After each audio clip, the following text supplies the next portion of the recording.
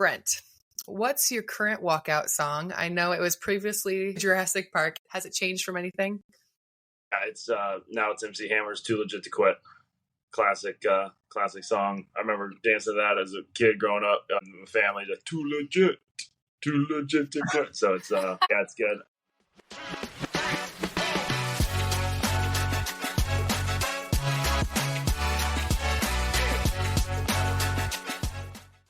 Welcome to Champion This with Brianna, Salvatore, Dueck, and Chelsea Poppens, where we share the incredible stories of athletes and entertainers who are using their platforms to create positive change in the world and the communities they live in.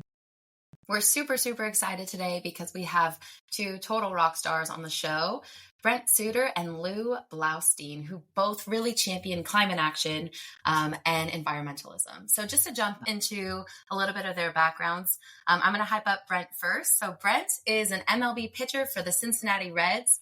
He's had an 8-year stint in the majors with teams including the Brewers and the Rockies. Like we mentioned, he's an environmental activist. He's also an author of a children's book called The Binky Bandit, and he's a Harvard graduate with a degree in environmental science and public policy. Welcome, Brent. Thank you so much, and thanks for having me. It's an honor to be here, and I love everything about this podcast. Yeah, so I'm excited.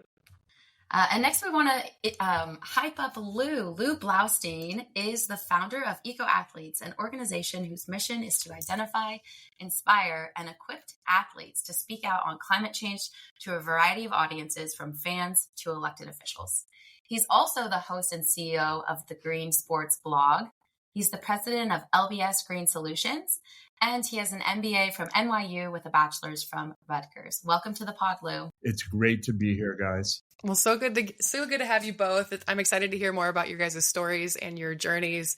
To start off, let's kick it to Brent and dive a little bit more into your background for listeners.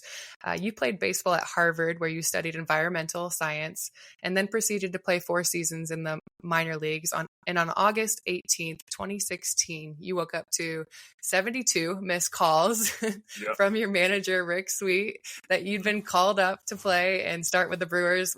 What was that moment like for you? Yeah, it was surreal. First of all, I was really embarrassed that my phone was under my laptop and trapped, so I couldn't hear it and hear the vibration. Embarrassed that I missed that many calls, but he called me up, or when I called him back, he was like, "Where the heck you been? You're not starting for me tonight. You're starting against the Mariners tomorrow with the big club." I was like, "What?" And I looked back, and my wife was crying, tearing up, and we just had such a celebratory moment. And then it was like, wait, our flight's in 4 hours. We need to pack up our life and go to Seattle here. So ended up going to the field, packing up all my stuff, getting our stuff packed up at the house, and then flying to Seattle. And whirlwind of emotions. The next 24 hours was incredible. Tons of texts, tons of celebration, but also like, hey, I got a big time lineup I need to face tomorrow. I need to hold my own. And so it was a lot of nerves, a lot of excitement. It was a day unlike any other. That's incredible. And, we were talking about just before we started recording the importance of staying ready. As a pitcher, you have a game tonight that you're pitching. And you mentioned, I'm always ready. And it's interesting, even I know probably those 4 seasons playing in the minors, you took that mindset, I'm sure, of always being ready for when you got that call, when you were called up. And now you've been in the major leagues for 8 years, which is incredible. You've had a storied career and you've been using your platform for positive impact. So I think just such a cool lesson for our listeners as well on the power of like putting in the work and staying ready. So love that, Brent. So Lew, to throw it to you, for lack of a better metaphor. But we'd love to hear a little bit more about your background as a conservationist. When did climate action and environmentalism really become your why? Well, it's an unusual story, I think. I was an environmentalist with a lowercase e, kind of my adult life, but I was working in sports marketing, advertising, sales in New York City. I was your basic sports nut, not like y'all, meaning like I'm not an athlete, but I loved sports. And so, I'm doing this job, and for me, it changed on 9/11. And I know that might sound cliche or hokey, but I was in Manhattan. I'd grown up and lived around the area and in the city my whole life. I didn't know anybody in the buildings downtown, but I felt like I had to do something. But I had no idea what that something was. So time went by, and then 2+ years later, there was a column in the New York Times that said, written by Tom Friedman, who still writes for them, global kind of big macro thinker writer, Pulitzer Prize winner. And the headline of it was, "Green is the new red, white, and blue." And he was writing in the context, right, of the Afghanistan war and the Iraq war, and how we in the U.S. were 4% of the world's population, 25% of the world's energy use, and we were fueling the wars on terrorism that we were fighting. And so in a patriotic action, it came to me patriotically. I went out and changed my light bulbs, got a hybrid car when it was brand new, 90% vegetarian. And I'm like, now I want to work in green, because personal virtue, so-called, isn't going to get it done. And especially then, as I started researching it, I started learning about climate, and I started to see the kind of geopolitics of the entire world and the energy systems that we are using to power the world coming together in this massive kind of need for change. It's a way to provide for all of us on this planet in a way that allows us to live a healthy life and not be in a climate weathered, deprived world. And so it went from 9/11 to being a climate and environmental activist to quitting my job and starting a consulting company about how to help companies go green, and then eventually to EcoAthletes. And I just want to say one thing here is that EcoAthletes, a key part of the EcoAthletes story is Brent Suter. He doesn't even know this, but he was the first person I called when I had this idea of starting a nonprofit to help athletes lead climate action. Because I had interviewed Brent for my blog about this stuff. And I said, Brent, we got this idea of EcoAthletes. He's a major league ball player. He's not going to do it. He's like, oh yeah, I'm in. And then I knew we had it. So Brent, I have to thank you for that. Pleasure. My pleasure. He's like, my pleasure. The first time in hearing it. Yeah. Humble reaction. But to tie you in as an eco-athlete, Brent, I'd love to hear a little bit about why you're so deeply rooted in environmental advocacy and how and when that passion for climate action developed. What was the catalyst? Yeah, I grew up loving nature, loving plants and animals, but I was watching An Inconvenient Truth in 2006, the year it came out. My mom checked it out from the library, we watched it, and I was like, gosh, what's going on Go here? moms. Yeah, right. Yeah, library moms for the win. But so from that point on, I was like, it was on my heart. I knew I wanted to study in college and make whatever I did in life kind of at least partially or centered on environmental causes.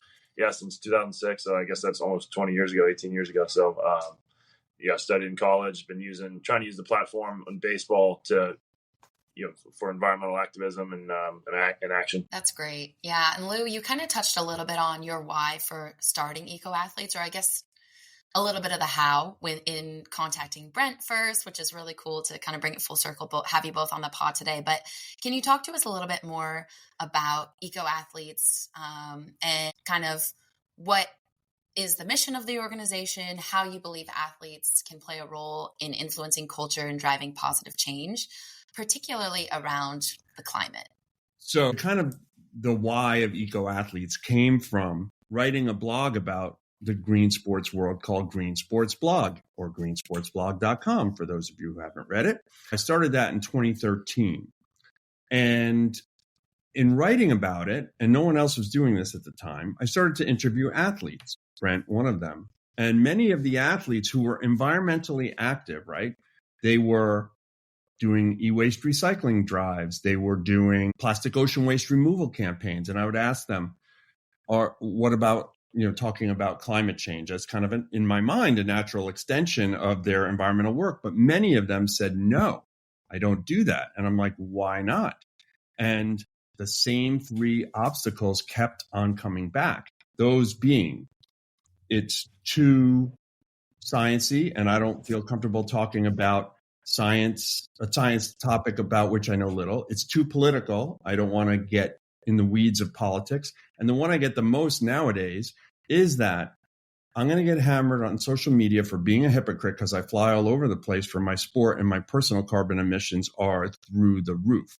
And I would think to myself, I know how to kind of rebut those criticisms. I know what to say to at least neutralize, if not flip, a critic who's open to having a real discussion. Some people are not, as we know. But and the more I thought about it, the more I thought, you know what? There needs to be an organization to help environmentally minded athletes and active athletes to get off the sidelines when it comes to climate change.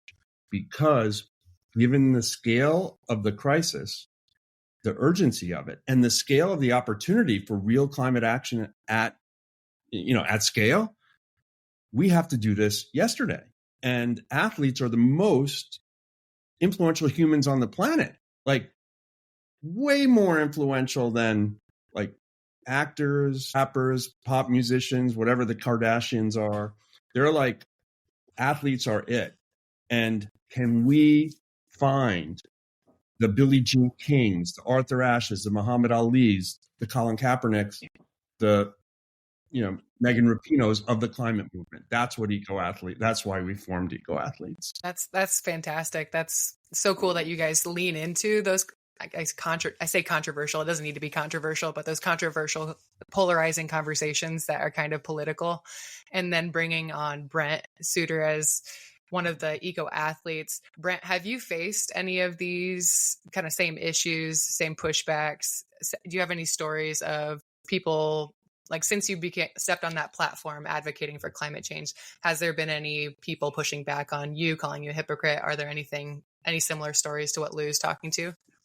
Yeah, for sure. A lot of teammates and people I've run into have disagreed or just kind of not given it the time of day or kind of the same thought process I did, which, we just kind of, I end up telling them what my thought process is. I explain some of the science to them, trying not to get, nerding out on them, but trying to talk about the science, and they hear it. But, sometimes it changes. The thing you can do is just plant seeds of like, that's interesting. I'll look into that. I've never won a debate of climate and just been like, oh yeah, he's an environmentalist now. Like, You're like, nailed it. Right?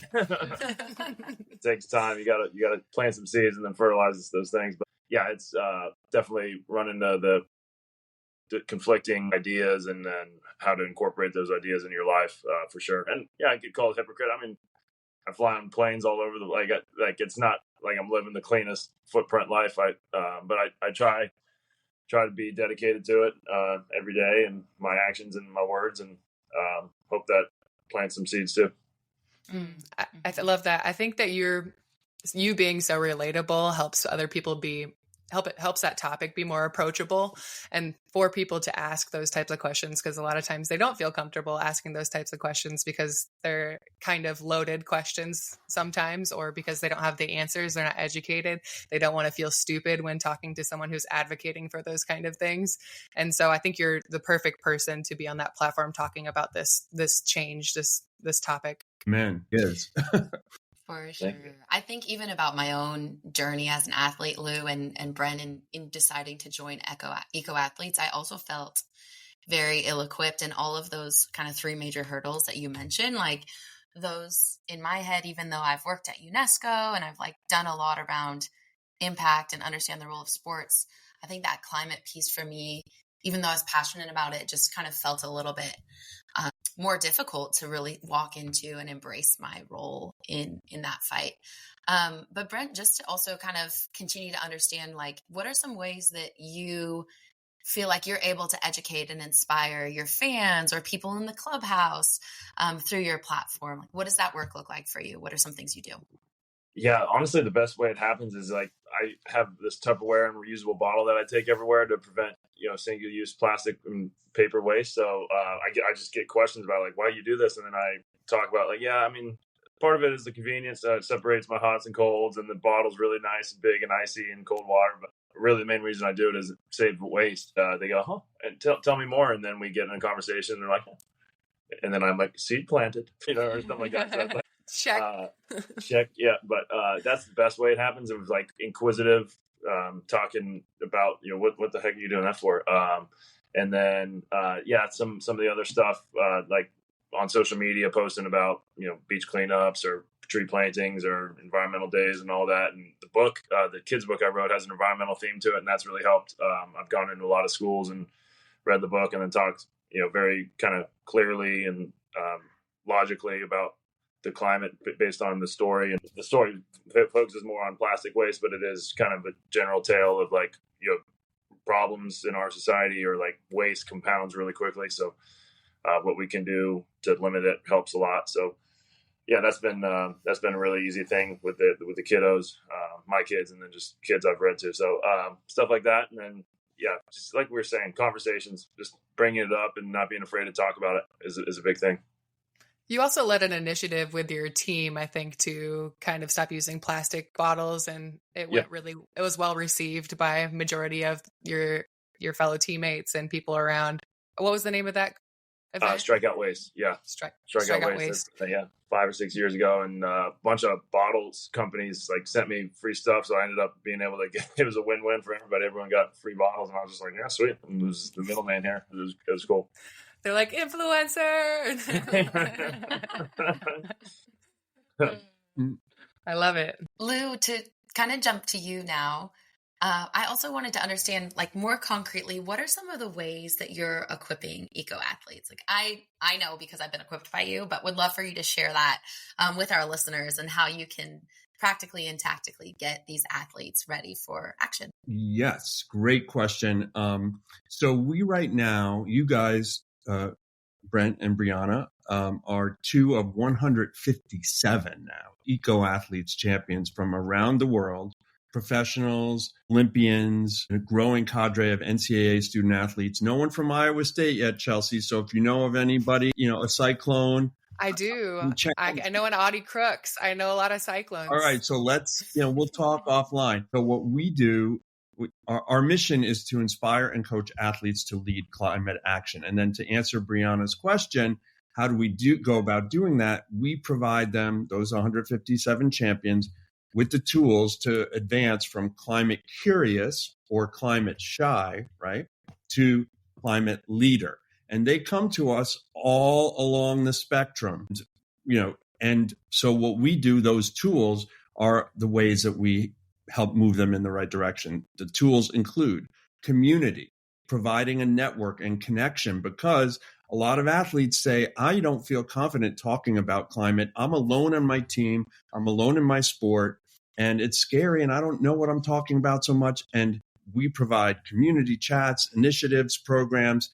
And so you're not alone if you're an EcoAthletes champion. Then we provide social media content, because a lot of champions say, I don't know what to talk about on social when it comes to climate. There's so much mis and disinformation out there. And so we say, follow our hashtag climate comeback, because we are behind in the climate game. We need to make a comeback. And who makes comebacks? All y'all do. Athletes do. Dentists don't. Well, yes, a molar impacted, that could be big, but not in the same way an athlete does. And so that we help them with social media. Then we help with mentorship in terms of career coaching for green and green sports careers. Then we provide an education under mentorship, climate education, and how to communicate on climate, overcoming those obstacles. And then the last 2 are thought leadership. Now, let's say you're a champion and you're ready to get out there and talk. We put you on podcasts. Wow, we're on a podcast right now. We get you to conferences. We get you on panels. We also get the champions on traditional media, and our champions have been interviewed on ESPN, BBC Sports. Brent's been on BBC, also recently on NBC Sports, TSN in Canada, etc. And then finally, endorsements, and included now in college sports, NIL, green companies, green brands connecting with green or athletes who are leading on climate. So that's how we do it. Yeah, that's great. I can speak to even just my own experience and Lew, the great work of EcoAthletes. And I know I feel like so much more confident now with so many of the tools that have been provided through EcoAthletes. And I think in the same respect, like having a team behind me and us all being unified behind this cause. Brent, on that note, I know, you have the EcoAthletes team in your corner.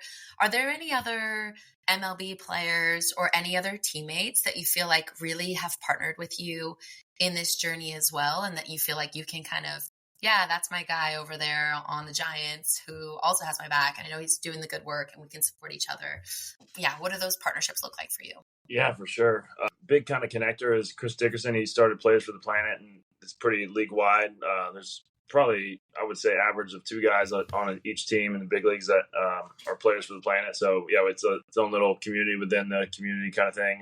And Hunter Green on the Reds is a great Player for the Planet and great partner that I've been. I knew him before coming to the Reds, but it's been really great to be with him, get to know him, and get to kind of partner on some things. We're going to do some cool things this summer, so that's been really fun. But yeah, throughout the league, a bunch of guys, Longoria, like Giancarlo Stanton, some guys are Players for the Planets, and it's Players for the Planet, excuse me, just one planet. But yeah, it's been really fun, and it's a good community. I went down to the Dominican a couple times, and so a lot of the Dominican players like Nelson Cruz, Robinson Cano, Ahmed Rosario, Willie Adames, who was my teammate at the time too, showed up, and we cleaned the beach up and had a cool event the next day. So it's been really fun. It's a cool community of people who care, guys who care, want to do something about it. That's really cool to hear with all the things that you guys are doing. And for people on your platform and that are so visible to the fan base, I think in one of your interviews, you said 65 to 70% of people follow sports. So the things that athletes do, I think is so vital to climate change and climate advocacy. It's one thing to speak it. It's another thing to actually do it. I would love to hear how you and your wife, Erin, are actively doing that in your own home with your kids and kind of raising children around the same mindset and values and morals. How do you guys do that? Are there anything specific that you guys do around the house? Yeah, composting is a big thing that my kiddos have fallen in love with. So we have a composter, one of those things that rotates, and so I'm like, I just got one today. Yeah, it's a game changer. In preparation for the pod, Chelsea was like, I just got inspired listening to all these interviews with Brent and Lew, and so I bought my compost stuff. I'd been holding back, and all it took was to listen to your guys' interviews, and I was like, this is telling me to spend a couple bucks on a compost bin outside of my house. Yeah. No, it's great. It composts so much faster than just the stable or like the land-based one. So it's really good investment. But we go out there, we put the waste in, spin it, and we shred like cardboard to help get some of the browns in the compost because it needs 2 to 1 at least browns, greens. So we do that. That's been really fun. We go outside and we planted some trees back there and we have woods back there. So we explore, just getting in touch with nature is a really big thing for us. And then drive an electric car, use reusable grocery bags, they have their own water bottles that, we don't really have any plastic water bottles in the house. So just teaching them how to use the reusables and stuff like that. And we're going to put solar panels on our house later this year, which would be a big energy boost for our green boost for our house. So a lot more we could do, but those are kind of the starting points that are great. Our kids are 5 and 2, almost 2, so they don't quite get it yet, but we have some easily brainwashed at this point in time. They're easily right. Yeah, so good. It's been environmental books, like reading them. I love the Earth books and stuff like that. It's been a good touch too. I love that. Speaking of values, so something that you have mentioned is faith is a big part of your journey as an athlete. You're a Christian. I would be really curious to hear how that plays into your view and your role as an environmentalist. I know faith is important to me as well, and that's informed a lot of my work in this space, but would love to hear from you, what that means to you and how that informs that work. Yeah, for sure. It's central to it. God gave us this, like you said, I'm a Christian, so I believe God created this planet for us to, have dominion over, but also take care of. And so I feel like abuse of the environment is kind of going against God's will and his desires. It's a huge central tenet of my environmentalism, probably the most important thing to me in my life. And then we're also talking to our kids about that. We treat Jesus as if he's one of our family. We're always bringing him up, always talking about him, and it plays into our environmentalism as well, our care for the planet. But it's a huge piece of it. And like we were saying off camera before, it's unfortunate that for some reason being pro-climate can polarize you into people think you're this, anti-God or just not the more that religion gets pulled into the politics of conversations. It's an unfortunate happening that's happened here in America, is probably as well as internationally, but it's just not how I approach climate at all. It's all faith-based, God-based, and saying, hey, we got this gift of a planet, and I want to be part of the solution of taking care of it and have it be healthy for our kiddos, and instead of having it be wasteful or abusing it. So it's a huge part of my life for sure. Mm-hmm.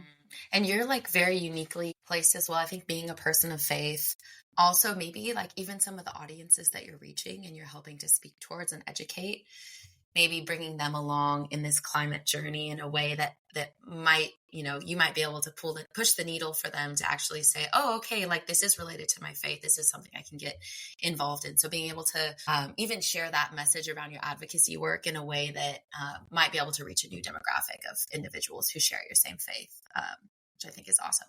Lew, wanted to throw it to you. I have a question for you. In terms of messaging around climate action, how important to you is taking a hopeful tone in this message? Or how do you think, not only having a hopeful tone, but like, what do you think is the best way that athletes can message around climate action in order to actually drive meaningful change? I mean, that's the only tone we can have, because let's put it this way, and I go back to climate comeback. I know it sounds kitsch, but that's our main hashtag, but that is so crucial to understanding why sports is so important. Because what do athletes do? What did you do in Chelsea when you played hoops? If you're playing a team that's, you're down by 8 at halftime, you're trying to course correct, you're trying to solve problems. Brent's trying to figure out, okay, how am I going to get, when he comes to pitch to the Yankees, Juan Soto out? How do I get these guys? How do I do this? This is the ultimate problem solving. Okay. But problem solving is so exciting, right? And so sports is a perfect metaphor for it. I mean, it just is the perfect metaphor.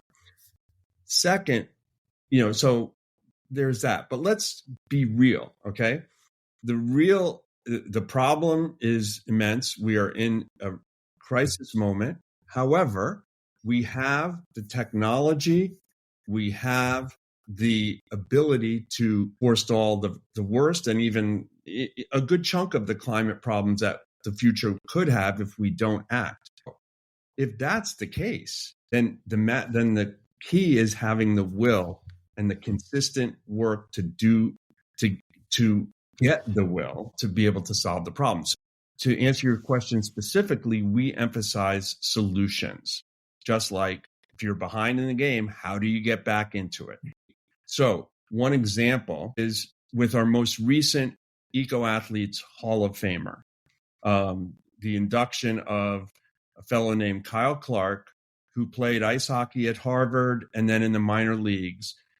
But unlike most ice hockey players or athletes, he's also an aeronautical engineer. And he would, on minor league bus trips from places like Portland, Maine to Halifax, Nova Scotia, sketch out planes, electric planes. Fast forward 22 years, he's the CEO and founder of a company called Beta Technologies that has 2- and 4-seat electric planes in the air as we speak, and is saying in 5 years he'll have planes that can go from New York to Los Angeles with 25 seats, i.e. enough to have an NHL hockey team on it. Electric, zero emissions plane. So when people say, you guys are hypocrites, my answer is, wait a minute, we don't want those emissions just like you don't want those emissions, but we have to do our job. How about we work to, accelerate progress and demand for electric aviation and zero carbon aviation? The technology is out there. Will you join me, Mr. or Mrs. Critic, in this effort? Something like that. Mm-hmm. Extending the hand in order for them to take it, or maybe it is planting that seed. With a solution, with a real solution, like going at the problem and saying, hey, wait, we have some answers here. Mm-hmm. Yeah, I love that. I think that message of thinking about being down in a game, me playing Chelsea Poppens' team in Switzerland, we're down by 20 because she was playing on the best team. And she definitely lost. But, me as leader, captain of my team, sorry. What about you playing UConn? Yeah, when we played UConn, okay, that was rough. It was rough to have hope in that game because they had won 81 games in a row and we were just getting smacked. But nonetheless, really that metaphor, that visual of how can you basically inspire the hope of, no, we can win this. This is what we need to do to overcome this challenge to win the game. And this is how we can inspire and get your teammates fired up as a leader, as a captain. And it's kind of that same heart posture kind of as an advocate for the climate, like you mentioned. And I love that, Lew. I think it's really beautiful and telling. Mm-hmm. I think in displaying that it's not an untouchable cause, it's not insurmountable, I think is so vital in those conversations.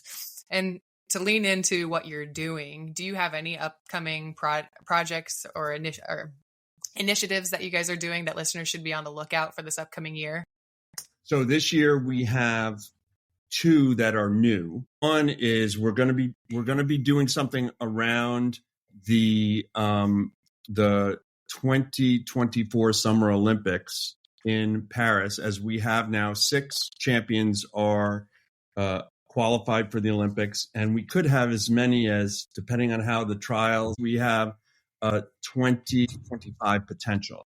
So we're going to be doing some Olympic related programming that will be available to all of the champions. So you don't have to be an Olympian. You don't have to play an Olympic sport. You can be retired. Everybody can be involved. So that is, be on the lookout for that really soon. And then we are wading into politics, but not by recommending a candidate. We are going to start with an initiative called Vote Climate. Vote like your climate depends on it. And so vote for the candidates that represent you and your values, who will forward climate positive solutions. As a nonprofit, we can't endorse candidates and we don't want to get into that business, but we certainly can advocate for people to exercise their vote for the climate. The issue doesn't get enough attention with all the other stuff that's out there, and we need to put it out there in a very positive, solutions-oriented way. That's all that we do at EcoAthletes. Brent and Lew, this is a question for both of you, but through some of your work, maybe we'll start with you first, Brent. Do you have any examples of kind of seeing positive impact through some of your work, or maybe it can even be a personal anecdote of a teammate or on a macro scale? You can kind of take that question however you want. But Brent, I'll kick it to you first. Yeah, that's a great question. Certainly in Milwaukee, there was a good, really good kind of aftershock of me being kind of the strikeout waste environmental activist. And then the Brewers ended up creating an eco labor council or eco council with business leaders around the city, and they're doing some really cool stuff. And that was actually as I was on my way out, but that was really cool. Okay, the Brewers are bought in enough to create, bring the leaders in Milwaukee together and really do maybe some systemic changes to their ballpark in Milwaukee. So that was really cool. We had a really cool education program that was going on in Milwaukee that reached a lot of youth, and there's some really cool stories coming from that as well.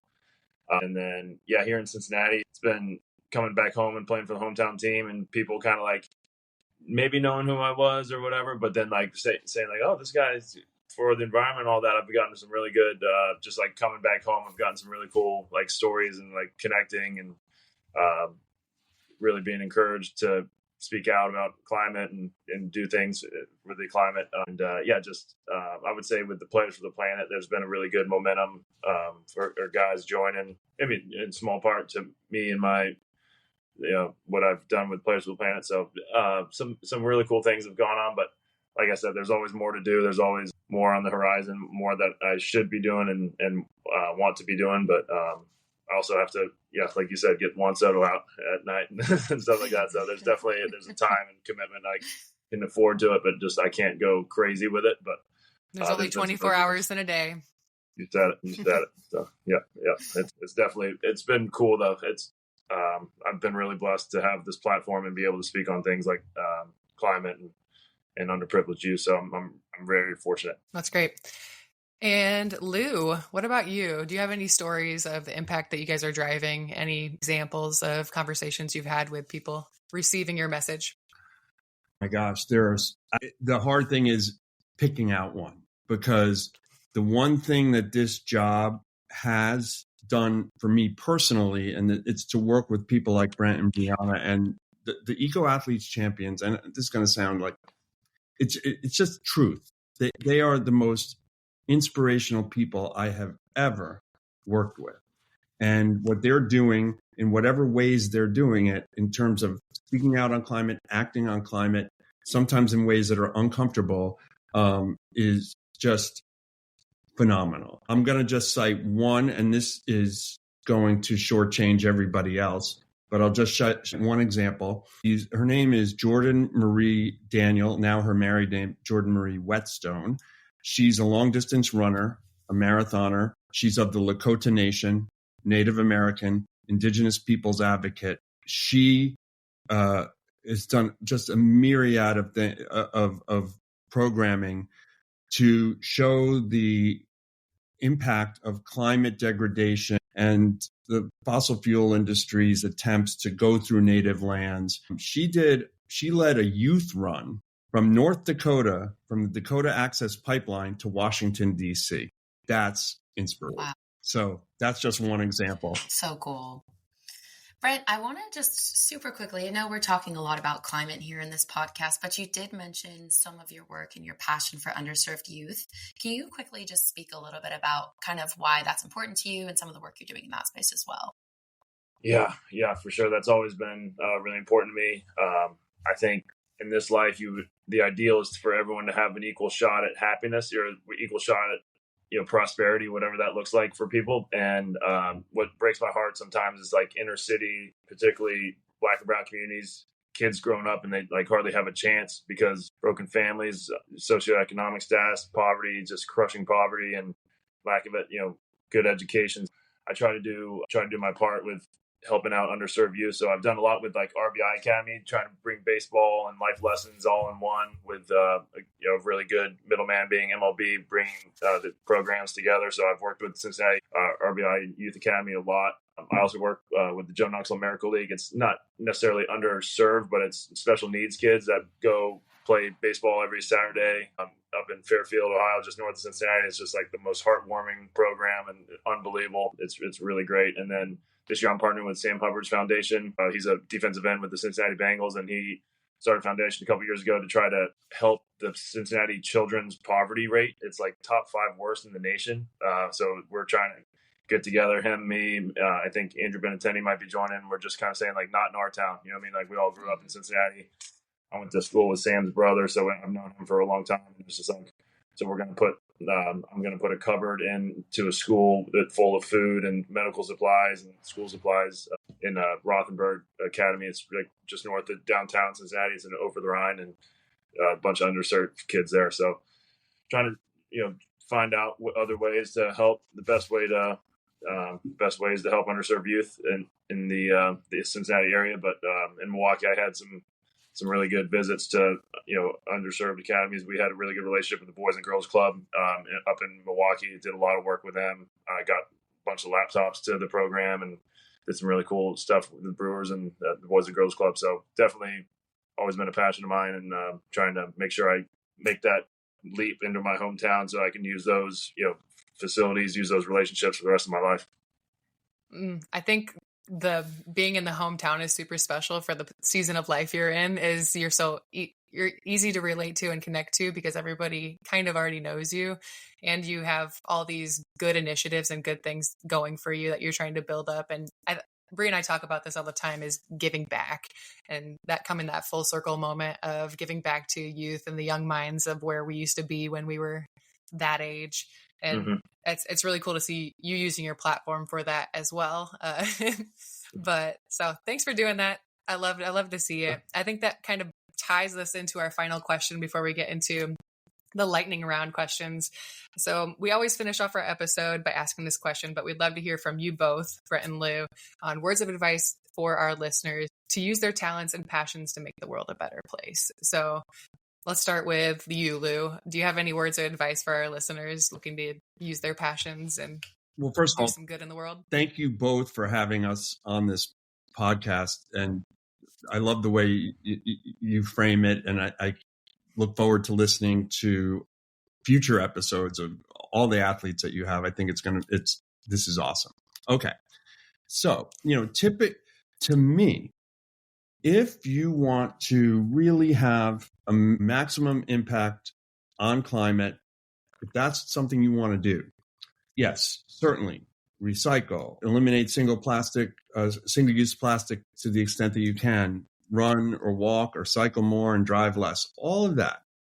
However, the things that you can do, the thing that you can do that is most powerful is to talk about it. Talk about it with your friends. Because sometimes when we think about talking about it, we're like, people don't want to talk about this. Well, you have to overcome that and talk about it in a way that's welcoming and solutions oriented. And then the other is vote. And I don't only mean with your ballot. And hearkening back to what you guys were saying, this should not be a partisan issue. It doesn't have to be a partisan issue. And I don't look at it that way. And so I just say vote climate, whatever your political persuasion is, but also vote with your pocketbook. What do you buy? Your composter. What don't you buy? And then vote also with your investments if you have them or when you get them. You are making an impact with all of your decisions have a climate impact, and you can make them from your desktop or out in the fields or wherever. So that's my answer. It's a great word, Lew.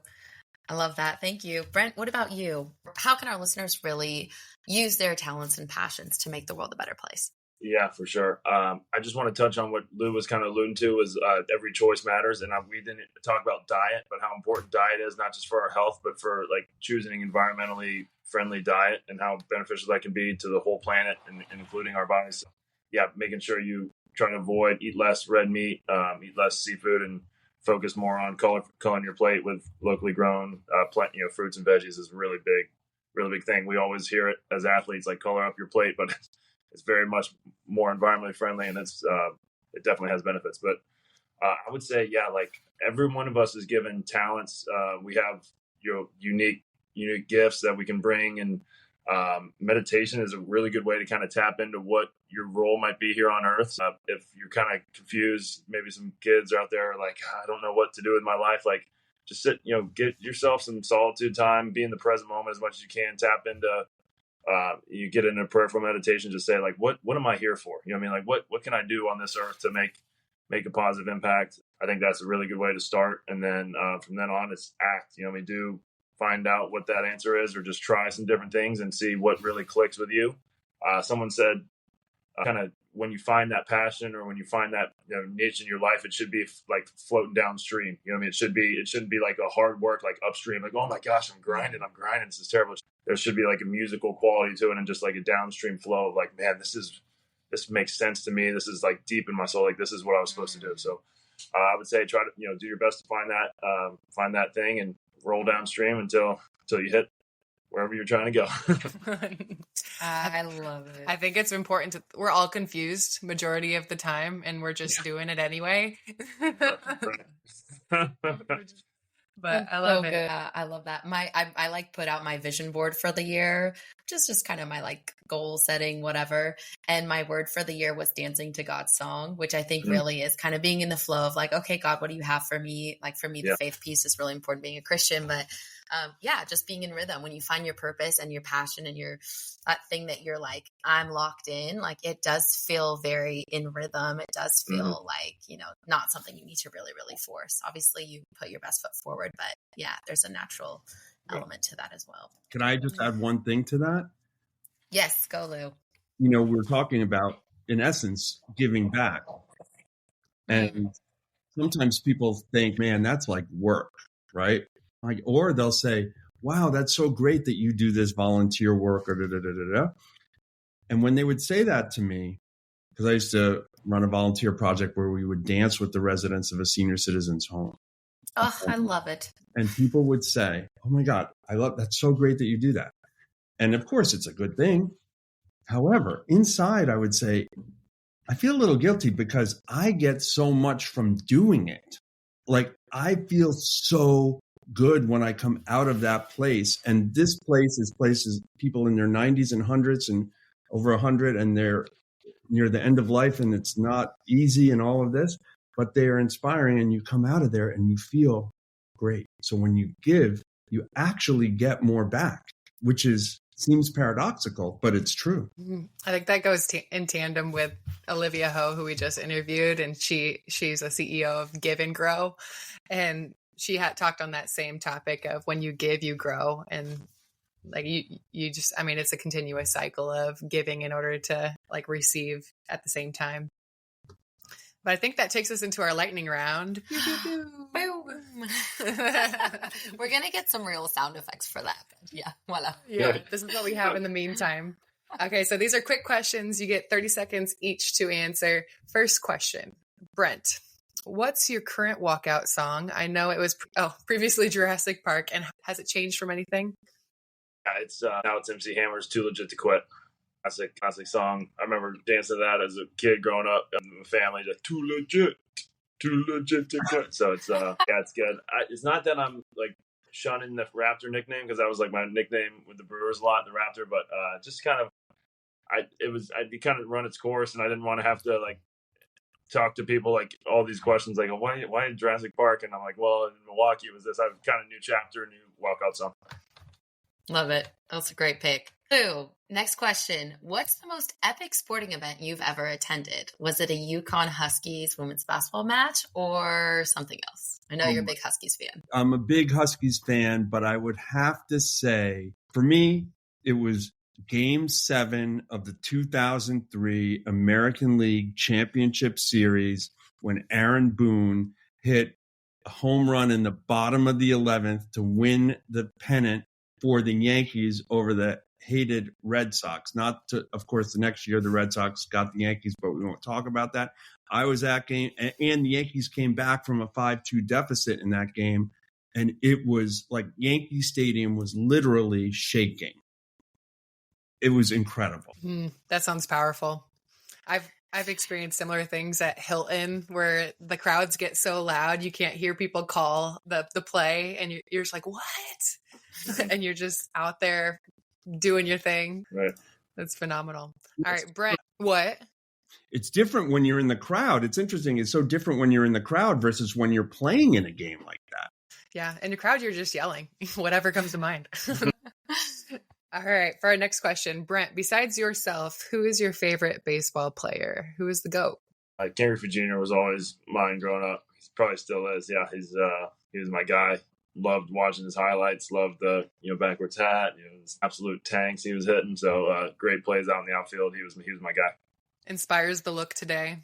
Yes, for sure. Rocking that backwards hat, we love it. Okay, Lou. Next question. Sorry, go ahead, Lou. He's a Cincinnati kid, right? Yeah. I actually went to the same high school, so that was really cool. Oh, that's awesome. So, Lou, next question. What is your favorite climate action initiative you've been a part of, or even something unique that you really like? My favorite climate action initiative that I was a part of was, and Brent knows this organization, it's called Citizens Climate Lobby, and they are, speaking of, advocate nonpartisan climate forward legislation. And the group is incredible. They have chapters all over the country and actually internationally, but mainly in the U.S. And we would go to Congress and lobby for specific pieces of legislation. My member of Congress, senators, both parties, and it was really inspirational to see so many people we were all volunteer lobbyists and who were giving of their time and their passion to show their electeds who work for them what they want to see. It was really cool. That's great. So before we had this podcast, we actually asked some people on our story if they had any questions for you, Brent. And so one of them came from Dean Schneider, and actually 1.5, there's like 2 questions. First is, what is your favorite park to play in? And second, is there a batter who you hate pitching to? Feel free to shout anybody out. Right. So favorite park playing is Great American Ballpark in Cincinnati, but since that's the hometown park now, the one we're playing at now, San Diego, probably Probably number 2. It is. That's a great amazing. ballpark. Oh Yes. my gosh, just an amazing city. Like, I'm looking out at like the Navy base with the ocean right here. It's amazing. And it's like 69 and sunny every day. It's crazy, but this is a great park. Person who I least like facing, Nolan Arenado's typically been like the thorn in my side guy. He's hit every pitch I throw for some type of extra base hit in my career. So he's really good. And there's a bunch of others, but he always comes to mind. I love that. Great answers. Well, Brent and Lew, it has been an absolute pleasure having you both on the pod today. We're so grateful for your time. I think this conversation was super inspiring for me and for our listeners as well. For our listeners, we will link all of Brent and Lew's social profiles to our show notes, so you can follow along their journeys, get involved with EcoAthletes, get involved with the great climate action and social initiatives of Brent as well. But yeah, we would love to help you connect and support what our amazing guests have been doing today. And thank you so much again to you both for your time. It's been a pleasure, like we said. Thank you. Thank you. It's been great. Really appreciate it.